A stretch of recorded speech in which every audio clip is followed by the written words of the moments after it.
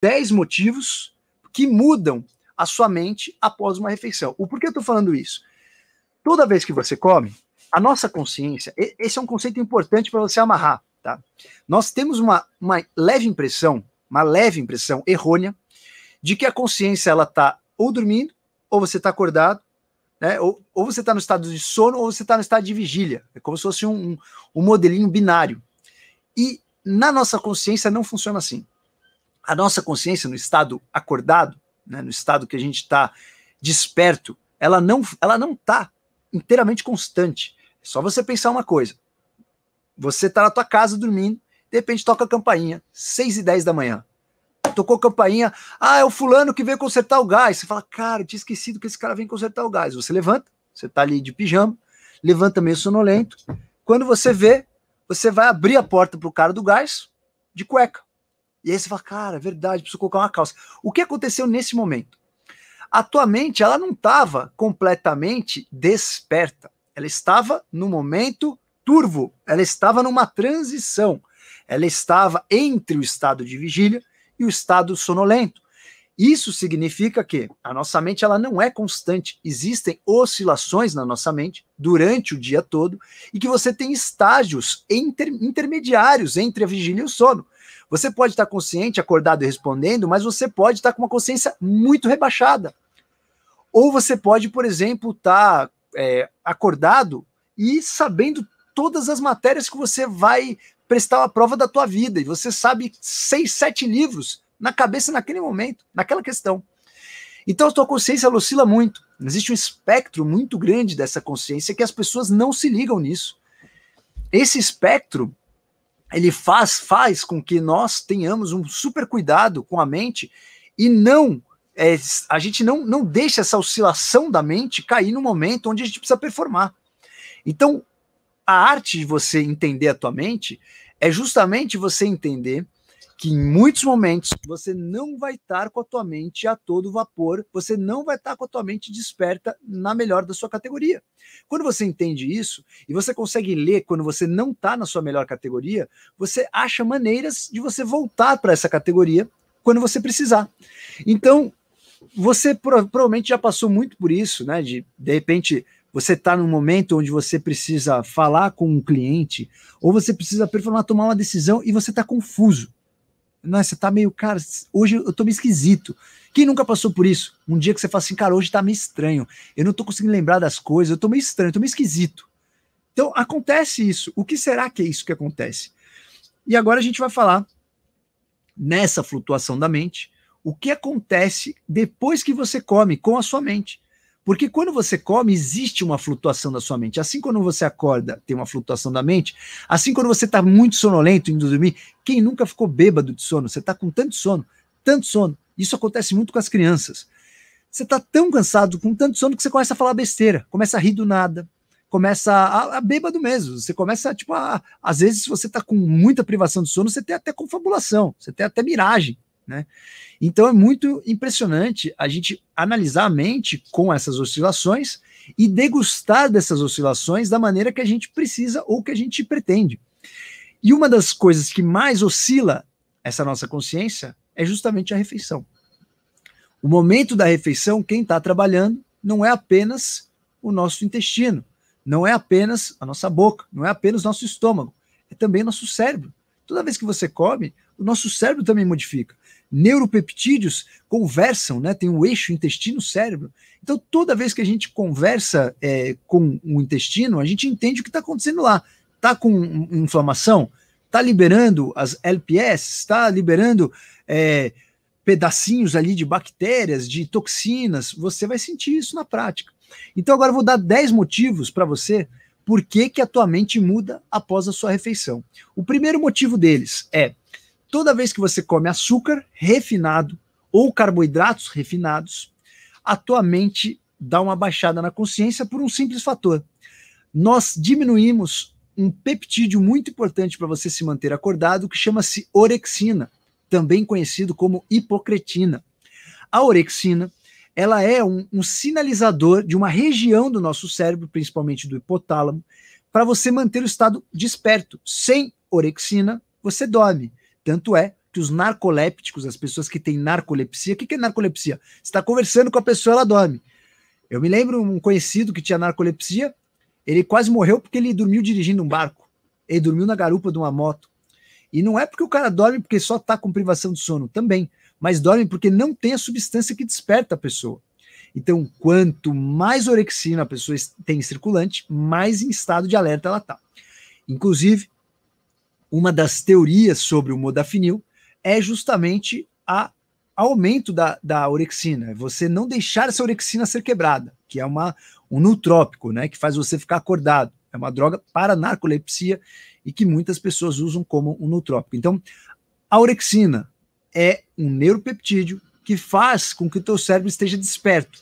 Quando você come carboidratos refinados e açúcares, você inibe essa orexina. Aí trago um trabalhinho para vocês, mostrando que sim, quando você tem o aporte rápido de glicose, você tem uma inibição dessa orexina. A gente não sabe ainda os mecanismos que isso acontece, mas o fato é que acontece. Então, se você está sem comer um tempo e joga uma glicose para dentro de uma maneira muito rápida, né? O que é uma maneira muito rápida? Joga a glicose de uma forma de açúcar, uma forma refinada, uma forma quase como uma glicose, uma frutose. Então, quando você joga o carboidrato muito refinado, você tem uma super inibição da orexina e você vai ter sonolência. Segundo ponto, inflamação.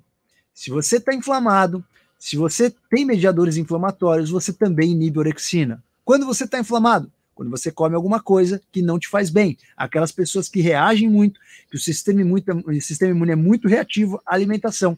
Essas pessoas são muito inflamadas. Comeu, inflamou, baixou a orexina, você vai ficar sonolento. A alcalose pós-prandial. Nas minhas aulas de fisiologia na faculdade, era o único tópico que foi falado que dava sonolência pós-prandial. Mas a gente está vendo aqui 10 tópicos. Na minha faculdade eu aprendi só esse.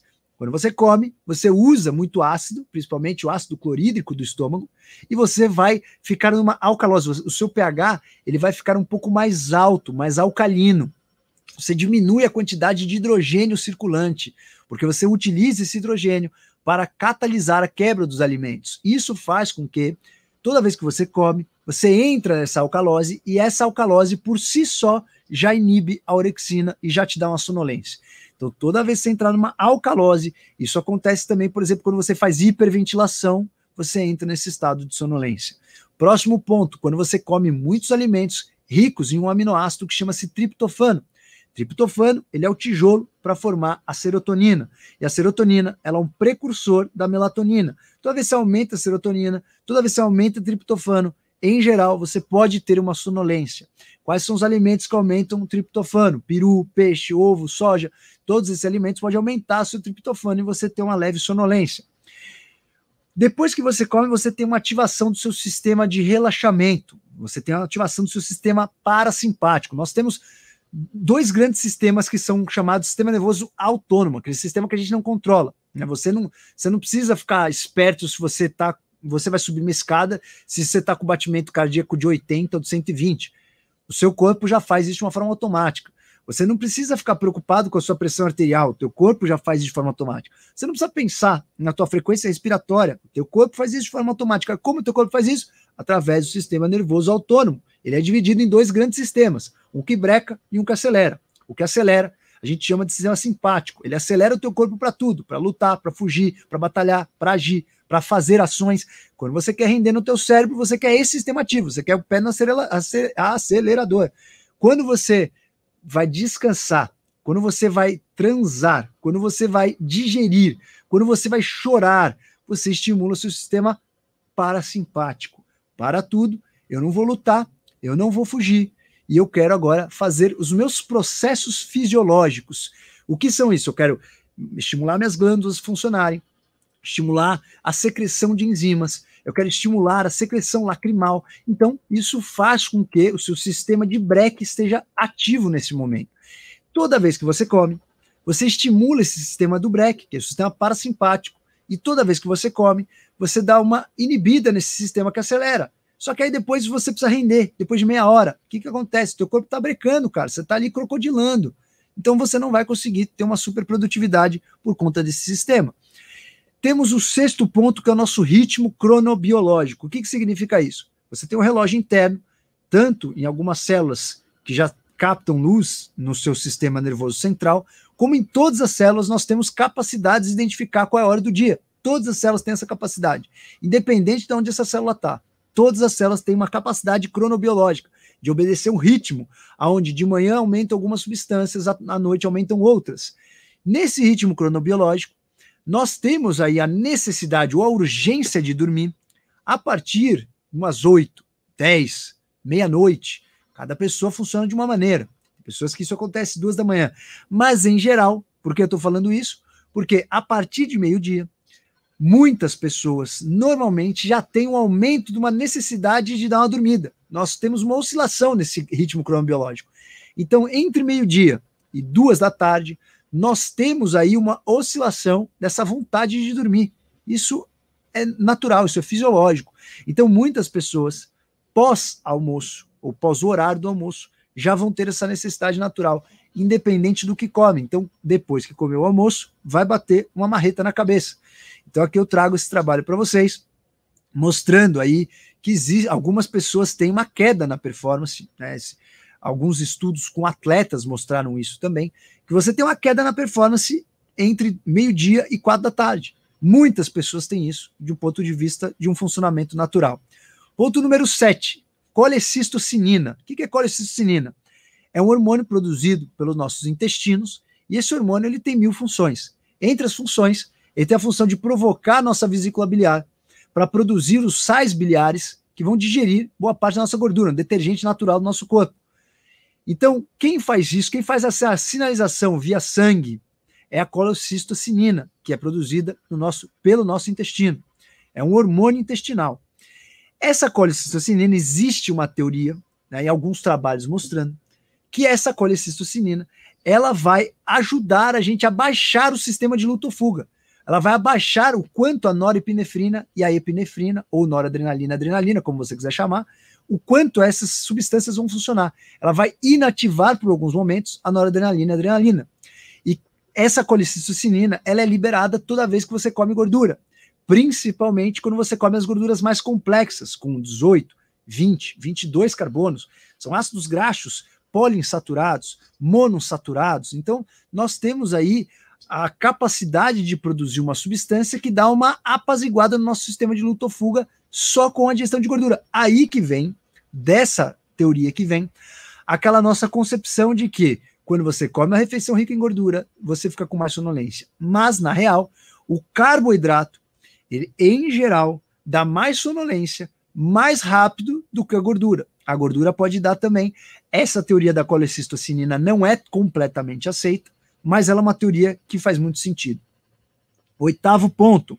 Um outro ponto bem interessante, distúrbio hidroeletrolítico. Toda vez que você aumenta a sua insulina, você diminui um pouco o seu potássio fora das células. Esse potássio ele entra para as células com a insulina. Na presença da insulina, o potássio entra na célula. Por si só, essa diferença de potássio também poderia te deixar mais sonolento. Toda vez que você tem um pico na sua glicemia, comeu alguma coisa, valeu, Ju, comeu alguma coisa que tenha uma capacidade de dar um boost na sua insulina, você vai ter um pico na sua glicemia. Geralmente esse pico é acompanhado por uma queda depois. Quando você tem essa queda, você tem confusão mental, muda o teu humor, você tem irritabilidade, muda a sua performance, e isso faz com que você tenha uma performance prejudicada pós uma glicemia estourada. E para finalizar, um dos mais importantes, pouco falado, é o Brain Fog. Já falei muito aqui para os nossos avatares do Brain Fog. O Brain Fog é como se você tivesse uma inflamação, uma neuroinflamação, uma inflamação dentro do seu sistema nervoso central, rápida, espontânea, ela pode durar horas ou dias, e você tem essa neuroinflamação por algum motivo. Quais são os motivos? Tem N motivos, em geral é motivo alimentar. Tem pessoas que já têm tendência de ter esse Brain Fog, principalmente quem não tem uma boa barreira hematoencefálica, quem não tem um bom pedágio hematoencefálico. Então todo mundo que já tem uma tendência a ser muito inflamado, quando come alguma coisa que inflama, tem o Brain Fog, porque provavelmente nós temos aí várias teorias para o Brain Fog. Temos a teoria mitocondrial, que nossas mitocôndrias não funcionam direito, temos a teoria inflamatória, com mediadores inflamatórios, temos a teoria das LPS, das endotoxinas, que são liberadas no nosso intestino, nós temos aí a teoria em relação a moléculas grandes que passam essa barreira hematoencefálica e vão causar uma neuroinflamação. Então temos inúmeras teorias do porquê que acontece o Brain Fog, mas cada vez mais a gente está entendendo que existe alguma coisa que te deixa louco, burro ou besta, logo depois que você come, depende do que você comeu. Então, às vezes você come aí um leite, né? Você é uma pessoa que tem sensibilidade, né? Intolerância, não à lactose, você tem uma sensibilidade à proteína do leite, né? A caseína. E aí você come alguma coisa que tem leite, mas é lac-free, não interessa. Você comeu um lac-free que tem caseína, você, de repente, vai performar, vai fazer um discurso, vai gravar um take da novela e você não consegue lembrar do seu roteiro, do seu discurso ou da fala perfeita. Isso acontece muito, é o brain fog. Muitas coisas podem dar brain fog. Um rebote de cafeína, por exemplo, pode dar brain fog. Os oxalatos podem dar brain fog das verduras. Food maps podem dar brain fog, que são os oligossacarídeos. Então, muitas coisas podem dar brain fog. A gente já falou bastante do brain fog. E outra coisa que pode acontecer no brain fog são esses picos glicêmicos. Você foi lá no Dunkin' Donuts, comeu donuts. Você vai fazer com que a sua insulina dê um pico, depois essa insulina vai cair de repente, a sua glicemia vai cair de repente, você vai ter uma hipoglicemia. Tendo essa hipoglicemia, você entra no brain fog.